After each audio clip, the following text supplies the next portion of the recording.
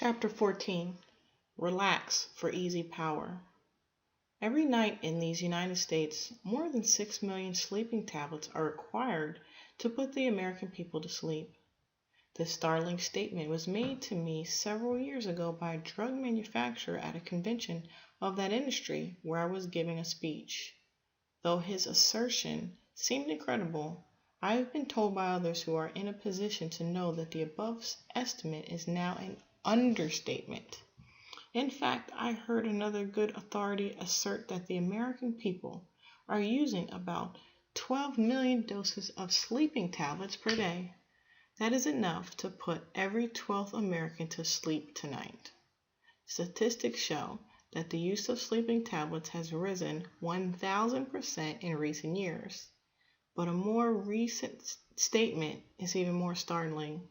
According to the vice president of a large drug manufacturing concern, approximately 7 billion one-half grain tablets are consumed yearly, which works out at about 19 million tablets per night. What a pathetic situation. Sleep is a natural restorative process. One would think that any persons after a day's work would be able to sleep peacefully. But apparently, Americans have even lost the art of sleeping. In fact, so keyed up are they that I, a minister with ample opportunity to test the matter, must report that the American people are so nervous and high-strung that now it is almost next to impossible to put them to sleep with a sermon. It has been years since I have seen anyone sleep in church, and that is a sad situation. A Washington official who loves to juggle figures, especially astronomical figures, told me that last year in the United States there was a total of 7.5 billion headaches. This works itself out at approximately 50 headaches per head per annum. Have you had your quota yet this year? Just how this official arrived at these figures, he did not say. But shortly after our conversation, I noticed a report that in a recent year the drug industry sold 11 million pounds of aspirin. Perhaps this error might appropriately be termed the aspirin age, as one author has called it. An authoritative source declares that every other hospital bed in the United States is occupied by a patient who was put there not because he encountered a germ or had an accident or developed an organic malady, but because of his inability to organize and discipline his emotions. In the clinic, 500 patients were examined, hand running, and 386 or 77% were found to be ill of psychosomatic difficulties, physical illness caused largely by unhealthy mental states. Another clinic made a study of a large number of ulcer cases and reported that nearly half were made ill, not as the result of physical troubles, but because the patients worried too much or hated too much, had too much guilt, or were tension victims. A doctor from still another clinic made the observation that in his opinion medical men, despite all extraordinary scientific developments, are now able to heal by the means of science alone less than half the maladies brought them. He declares that in many cases patients are sending back into their bodies the diseased thoughts of their minds. Prominent among these diseased thoughts are anxiety and tension. This unhappy situation has become so serious that in our own marble collegiate church, 5th Avenue at 29th Street, New York City, we now have 12 psychiatrists on the staff under the supervision of Dr. Smiley Blanton. Why psychiatrists on the staff of a church? The answer is that psychiatry is a science. Its function is the analysis, diagnosis, and treatment of human nature according to certain authenticated laws and procedures. Christianity may also be thought of as a science. It is a philosophy, a system of theology, a system of metaphysics, and a system of worship. It also works itself out in moral and ethical codes. But Christianity also has the characteristics of a science in that it is based upon a book which contains a system of techniques and formulas designed for the understanding and treatment of human nature. The laws are so precise and have been so often demonstrated when proper conditions of understanding, belief, and practice are applied that religion may be said to form an exact science. When a person comes to our clinic for the first counselor is perhaps a psychiatrist who in a kindly and careful manner studies the problem and tells the patient why he does what he does. This is the most important fact to learn. Why, for example, have you had an inferiority complex all your life long? Or why have you been haunted by fear? Or, again, why do you nurse resentment? Why have you always been shy and reticent? Or why do you do stupid things or make inept statements? These phenomena of your human nature do not just happen.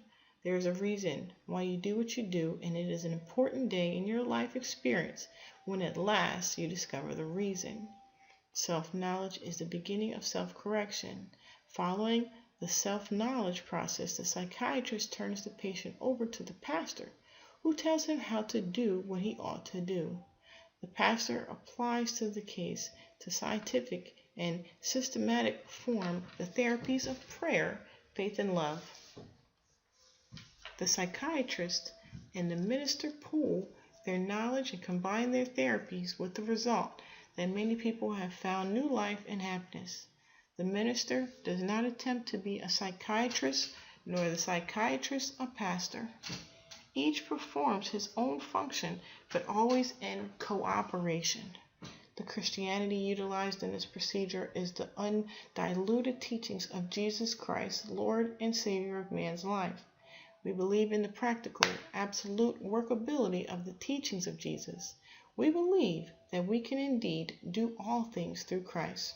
Philippians 4:13. The gospel as we work with it proves to be a literal fulfillment of the astonishing promise. Eye hath not seen, nor ear heard, neither have entered into the heart of man the things which God hath prepared for them that love him. 1 Corinthians 2:9. Believe in Christ. Believe in his system of thought and practice. Believe and you will overcome all fear, hate, inferiority, guilt, and every form of manner of defeat. In other words, no good thing is too good to be true. You have never seen, never heard, never even imagined the things God will give to those who love him. In the work of the clinic, one frequent problem is that of tension. This, to a very large degree, may be called the prevailing malady of the American people. Not only the American people seem to suffer from tension. The Royal Bank of Canada some time ago devoted its monthly letter to this problem under the title, Let's Slow Down, and says in part, this monthly letter does not set itself up as a counselor of mental and physical health, but it is attempting to break down a problem that bedevils every adult person in Canada, and I might add, in the United States as well. The bank letter goes on to say, we are victims of a mounting tension. We have difficulty in relaxing. Our high-strung nervous systems are on a perpetual binge. Caught up as we are in the rush all day, every day, and far into the night, we are not living fully. We must remember what Carlyle called the calm supremacy of the spirit over its circumstances. When a prominent banking institution calls to the attention of its customers the fact that they are failing to derive from life what they really want from it because they have become victims of tension, it is certainly time something was done about the situation. In St. Petersburg, Florida, I actually saw a machine on the street equipped with a sign, what is your blood pressure? You could put a coin in a slot and get the bad news, when you can buy a reading on blood pressure like you buy gum out of a slot machine. It indicates that many people have this problem. One of the simplest methods for reducing tension is to practice the easy does it attitude. Do everything more slowly, less hectically, and without pressure. My friend Branch Rickey, famous baseball man, told me that he would not use a player no matter how well he hits, fields, or runs if he is guilty of overpressing. To be a successful big league baseball player, there must be a flow of easy power through every action and of course through the mind. The most effective way to hit a ball is by the easy method, where all the muscles are flexible and operating in correlated power. Try to kill the ball and you will slice it or maybe miss it altogether. This is true in golf, in baseball, in every sport. From 1907 through 1919, except for 1 year, 1916, Ty Cobb's batting average led the American League, a record so far as I know that has never been surpassed. Ty Cobb presented the bat with which he performed his extraordinary feats to a friend of mine. I was permitted to take this bat in my hand, which I did with considerable awe. In the spirit of the game, I struck a pose as if to bat. Doubtless, my batting stance was not in any sense reminiscent of the immoral slugger. In fact, my friend, who was himself at one time a minor league baseball coach, chuckled and said, "Ty Cobb would never do it that way. You are too rigid, too tense. You are obviously over-trying. You would probably strike out." It was beautiful to watch Ty Cobb. The man and the bat were one. It was a study of rhythm, and one marveled at the ease with which he got into the swing. He was a master of easy power. It is the same in all success. Analyze people who are really efficient, and they always seem to do things easily, with a minimum of effort. In so doing, they release maximum power. One of my friends, a famous businessman who handles important affairs and varied interests, always seems to be at ease. He does everything efficiently and quickly, but is never a dither. He never has that anxious, frazzled look on his face which marks people who cannot handle either their time or their work. I inquired the secret of his obviously easy power. He smiled and replied, "Oh, it isn't much of a secret. I just try keep myself in tune with God. That's all. Every morning after breakfast," he explained, "my wife and I go into the living room for a period of quietness. One of us reads aloud some inspirational piece to get us into the mood of meditation. It may be a poem or a few paragraphs of a book.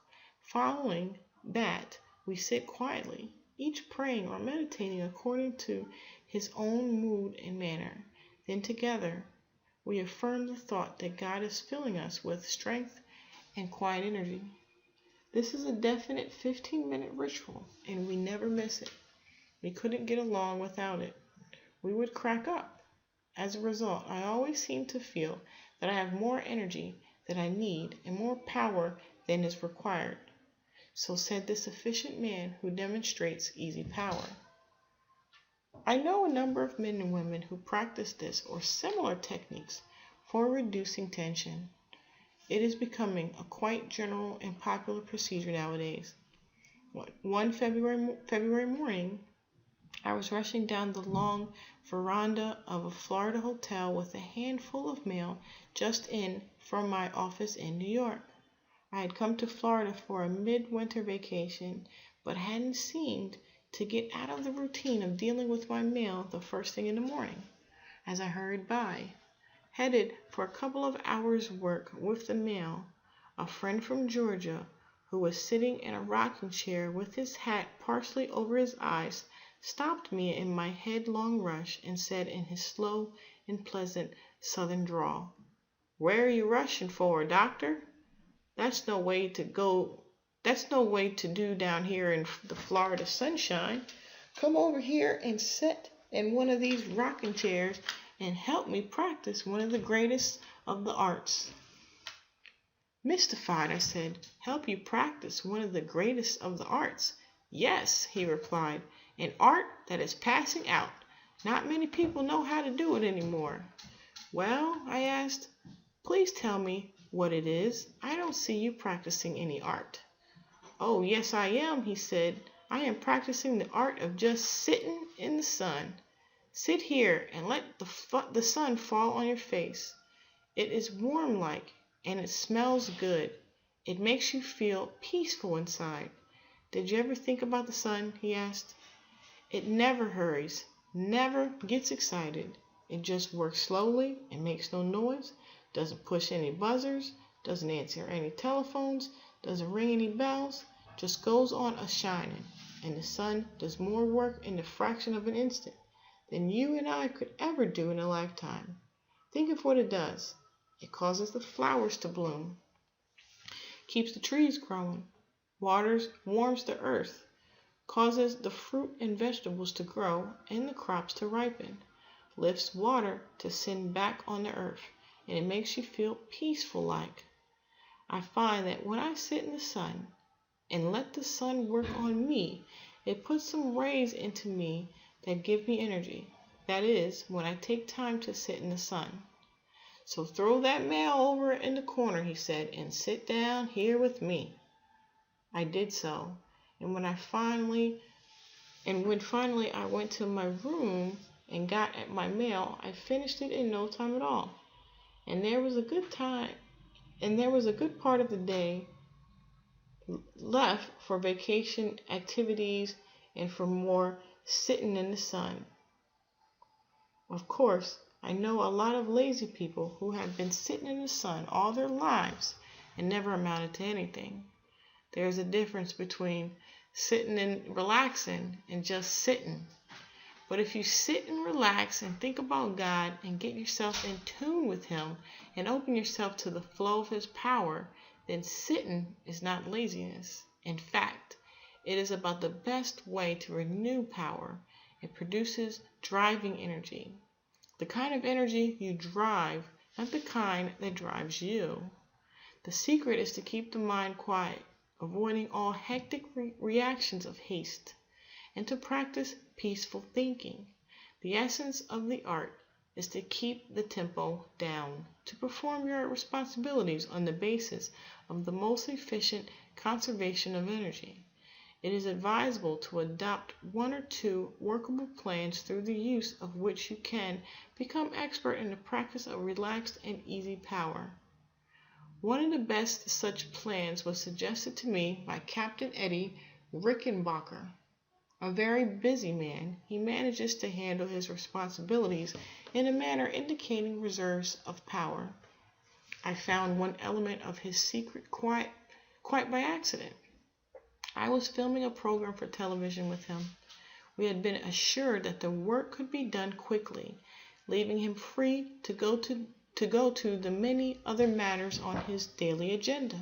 However, the filming was long delayed beyond the time anticipated. I noted, however, that the captain showed no signs of agitation. He did not become nervous or anxious. He did not pace up and down, putting on frantic calls to his office. Instead, he accepted the situation gracefully. There were a couple of old rocking chairs at the studio, apparently intended for use in a set other than ours. He sat in one rocker in a very relaxed manner.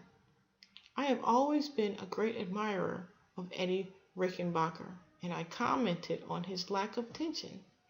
I know how busy you are, I said, and I marvel at the way you sit quiet, composed, and peaceful like. For myself, I was a bit disturbed largely because I regretted to take so much of Captain Rickenbacker's time. How can you be so imperturbable? I asked. He laughingly replied, Oh, I just practice what you preach. Come on, easy does it. Sit down here beside me. I pulled up the other rocking chair and did a little relaxing on my own. Then I said, Eddie, I know you have some technique to attain this impressive serenity. Tell me about it, please.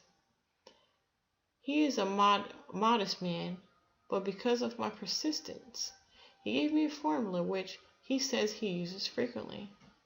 I now use it myself, and it is very effective. It may be described as follows. First, collapse physically. Practice this several times a day. Let go every muscle in the body. Conceive of yourself as a jellyfish, getting your body into complete looseness. Form a mental picture of a huge burlap bag of potatoes. Then mentally cut the bag, allowing the potatoes to roll out. Think of yourself as the bag. What is more relaxed than an empty burlap bag? The second element in the formula is to drain the mind. Several times each day, drain the mind of all irritation, all resentment, disappointment, frustration, and annoyance. Unless you drain the mind frequently and regularly, these unhappy thoughts will accumulate until a major blasting out process will be necessary. Keep the mind drained of all factors which would impede the flow of relaxed power. Third, think spiritually. To think spiritually means to turn the mind at regular intervals to God, at least 3 times a day. Lift up your eyes unto the hills. This keeps you in tune with God's harmony and refills you with peace. This 3-point program greatly impressed me, and I've been practicing it for some months. It is an excellent method for relaxing and living on the basis of easy does it. From my friend Dr. Z. Taylor Berkowitz of New York City, I have learned much of the art of working relaxed. Often when under pressure, when an office full of patients and telephone calls come in, he will suddenly stop, lean against his desk, and talk to the Lord in a manner both natural and respectful. I like the style of his prayer. He tells me that it is running something like this. Look, Lord, I am pushing myself too hard. I am getting jittery.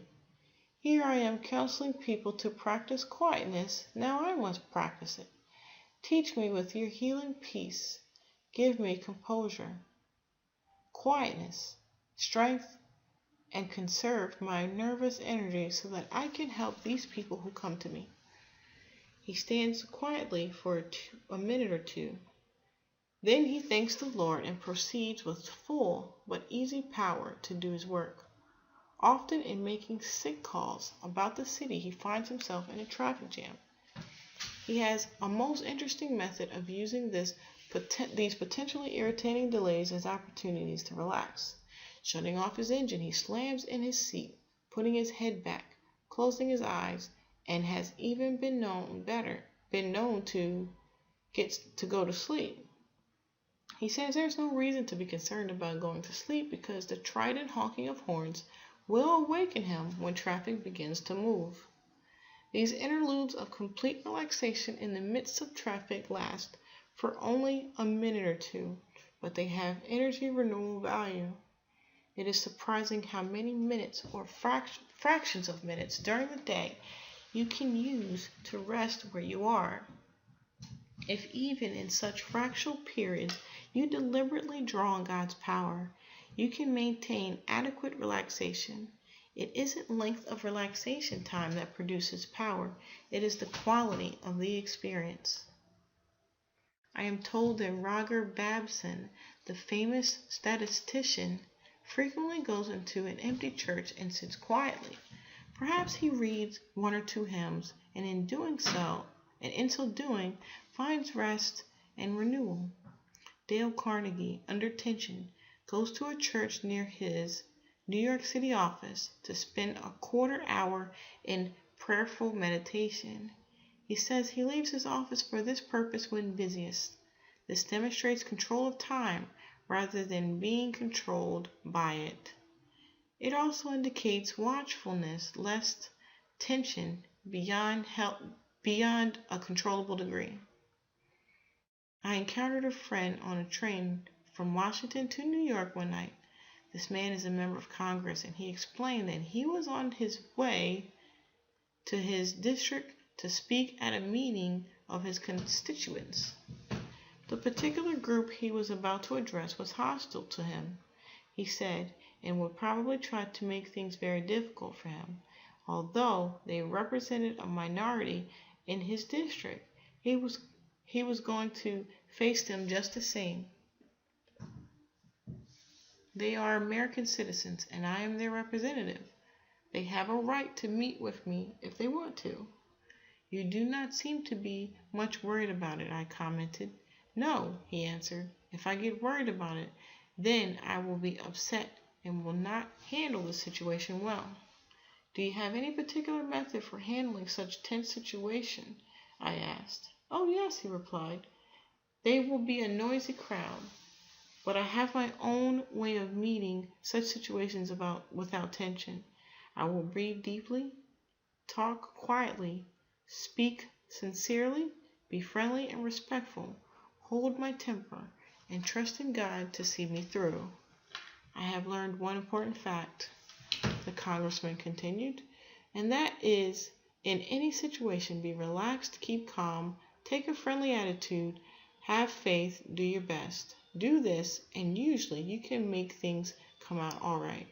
I have no doubt about the ability of this congressman to live and work without tension, and what is more, successfully to attain his objectives. When we were doing some constructive work at my farm in Pawing, New York, I watched a workman swinging a shovel. He was shoveling a pile of sand. It was a beautiful sight. Stripped to the waist, his lean and muscular body worked with precision and correlation. The shovel rose and fell in perfect rhythm.